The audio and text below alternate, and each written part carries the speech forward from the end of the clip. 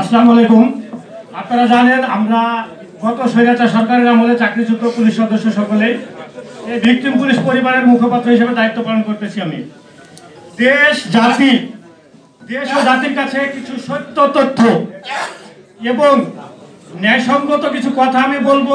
আমি জানি না এসব কথাগুলো বলার পরে আমার অবস্থা কি হবে বা কি থাকতে পারে, সেটা আমার তর্ক করে না, পরোক্ষ করে নেওয়া। কারণ বাংলার মানুষের জন্য কথা বলতে হবে, নিজের জন্য কথা বলতে হবে, সমাজের জন্য কথা বলতে হবে। সর্বপ্রথম আমাদের ভিকটিম পুলিশ দাবি দাবার বাইরে গিয়ে একটা কথা বলি।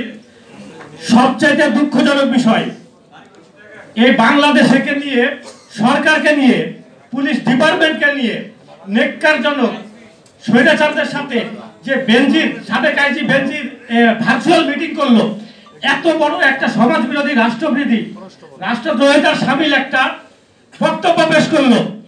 দুঃখজনক হলো সত্য, বক্তব্য পেশ করার এখন পর্যন্ত পুলিশ হেডকোয়ার্টার এই বিষয়ে কোনো প্রকারের মন্তব্য কিংবা বিবৃতি দেয়নি। এটা অতীব দুঃখজনক এবং এই কারণে আমরা আতঙ্কিত, ভিকটিম পুলিশ পরিবার আতঙ্কিত। কারণ এখনো সেই বেনজিরের 99% আইন নির্দেশনা বাংলাদেশ পুলিশ ডিপার্টমেন্টে বলবৎ রয়েছে এবং চলতেছে। এখন তার প্রমাণ নেন,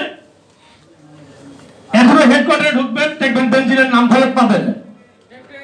পুলিশ কমিউনিটি ব্যাংকে যাবেন, পুলিশ কমিউনিটি ব্যাংকে আমি চাকরিচ্যুত 3 বছর, অথচ এখনো ওই ব্যাংকের মালিক আমি। 32,000 টাকার শেয়ার আছে আমার। কোথাও তো আমার নামটা ওখানে নাই, আমার অ্যাকাউন্টটাও হ্যাক করা।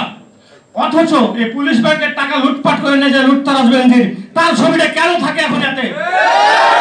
তার ছবি এখনো কেন? এই প্রশ্ন দুইটা। এখন আমাদের মূল পয়েন্ট আসি, সেটা হচ্ছে যে আমাদেরকে সম্পূর্ণভাবে বেআইনি, অবৈধভাবে চাকরিচ্যুত করা হয়েছিল। বেআইনিভাবে চাকরিচ্যুত হয়ে আমরা বর্তমানে জুলাই বিপ্লবের পরে আমরা আইনগতভাবে, বৈধভাবে আমরা চাকরিতে পূর্ণবহালের দাবি জানিয়েছিলাম।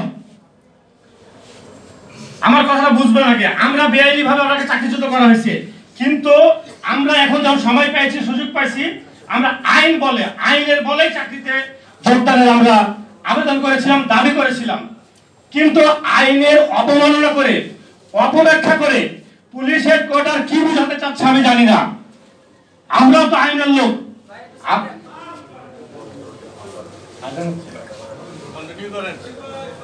এখন যে বিষয়টা বলতেছে পুলিশ হেডকোয়ার্টার,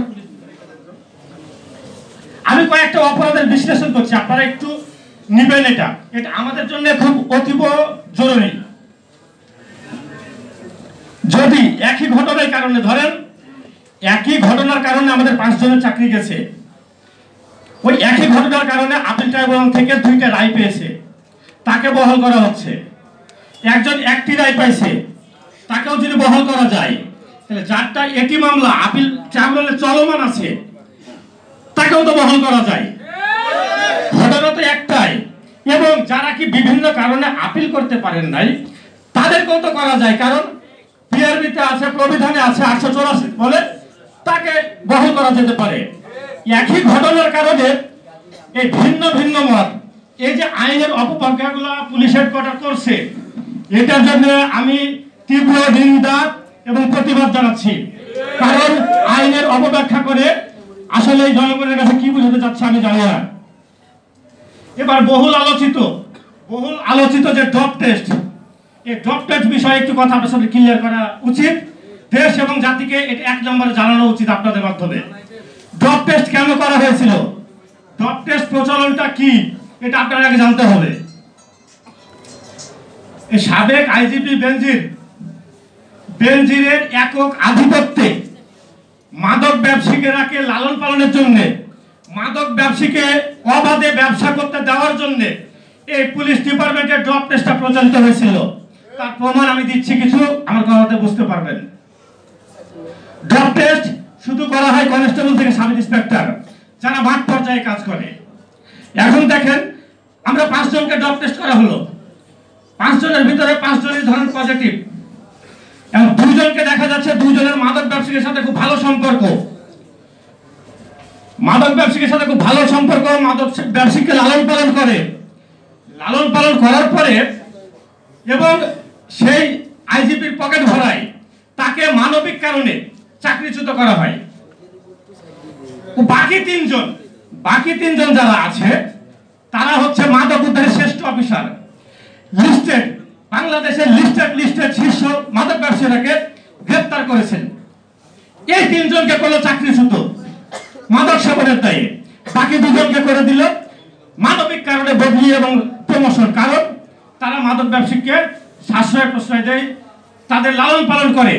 এই জন্য আমি জোর গলায় বলতে পারি আরো কারণ হচ্ছে যে সকল মাদক যেগুলো আমরা রিকভারি করেছিলাম, মাদক মামলাদেশি বাদী আমরা, সাক্ষী আমরা, সেগুলা কিন্তু কোর্টে আইন পর্যন্ত হতে যেয়ে আমরা কিন্তু এখন বাধাগ্রস্ত, বিব্রত। আমাদের চাকরিচ্যুত করেছে ড্রপ টেস্টে, ওখানে আমরা কথা বলতে পারি না। মাদক ব্যবসায়ীরা খালাস হচ্ছে, বাংলাদেশ থেকে মুখে মাদক উদ্ধার করবেন, বলবেন যে মাদক মুক্ত বাংলাদেশ চাই, আর বাংলাদেশ পুলিশকে দিয়ে লালন পালন করাবেন। আমি মনে করি বাংলাদেশের সর্বোচ্চ মাদকের আদারদাতা লালন পালনকারী বেনজির। আমি এর আগেও বলেছি, এই বেনজির বোর্ড ক্লাবের সভাপতি হয় কেমনে? ওই বোর্ড ক্লাবে কি জমজমের পানি চলে না। এই ড্রপ টেস্টটা আমি বলি, ড্রপ টেস্ট করার পরে ড্রপ টেস্ট করে আইন নাই, কোন ক্ষমতা বলে ড্রপ টেস্ট করে আমাকে চাকরিচ্যুত করা হবে? ড্রপ টেস্টের আরেকটা গোপন তথ্য বলি আপনাদের, পুলিশ রাজারবাগের সরকার অনুমোদিত আইনগত বৈধতা রাজারবাগ পুলিশ হাসপাতালে ছিল না, ছিল যে কটা হাসপাতালে রাজারবাগে পজিটিভ হয়েছে। সরকার যেটাতে বৈধতা দিচ্ছে যেসব হাসপাতালগুলোকে বাইরের, ওই বৈধ হাসপাতালের রিপোর্ট নেগেটিভ, অথচ বেনজির অবৈধ হাসপাতালের রিপোর্টকে পজিটিভ করে বৈধ হাসপাতালের রিপোর্টগুলোকে অবৈধ করছে। তাহলে এখানে বেনজিরের অবশ্যই একক আধিপত্য ছিল পুলিশ ডিপার্টমেন্টে। এখন এই বিশেষ অফিসার যারা আছে তাদেরও কিন্তু আমরা বডিগার্ড ছিলাম, গানম্যান ছিলাম, বা সাথে ছিলাম। আমরা কি যে মদ পান করি, গাঁজা সেবন করি, ইয়াবা সেবন করি, তারা কি করে এটা আমার জানা নাই। আপনাদের মাধ্যমে প্রশ্ন থাকলো, একক এই বাংলাদেশ পুলিশ ডিপার্টমেন্টটাকে নষ্ট করছে এই বেনজির হারুনের মতো লোকেরা। এখন বিশেষ